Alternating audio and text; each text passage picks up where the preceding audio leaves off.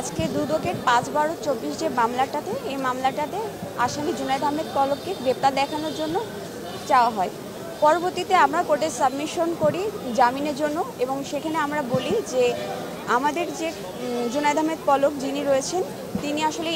উৎস বহির্ভূত কোনো ধরনের আয় করেন নাই এবং তার সকল সম্পত্তির বিবরণী তার যে আয়কর বিবরণী রয়েছে সেখানে সব কিছু উল্লেখ রয়েছে। তার এই উল্লেখযোগ্য সম্পত্তি ব্যতীত আর কোনো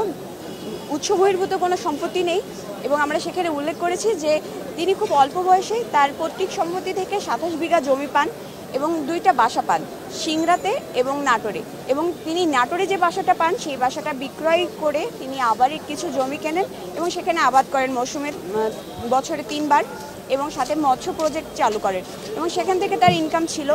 এছাড়া তিনি ১৯৯৮ সাল থেকে আসলে আয়কর যে রিটার্নটা সেটা জমা দিয়ে আসছে এবং সেই সময় তিনি ঠিকাদার হিসেবে কাজ করেছেন এবং সেই সকল কাজের যে লব্ধ অর্থ রয়েছে সেগুলো তার ইনকামে আসলে সংযুক্ত হয়েছে এবং সেগুলো তিনি নিয়মিত কর দিয়ে আসছেন এবং পরবর্তীতে তিনি হাইকোর্টে যখন লয়ার হন, জাজ কোর্টে লয়ার হন, তিনি দীর্ঘদিন যাবৎ প্র্যাকটিস করেন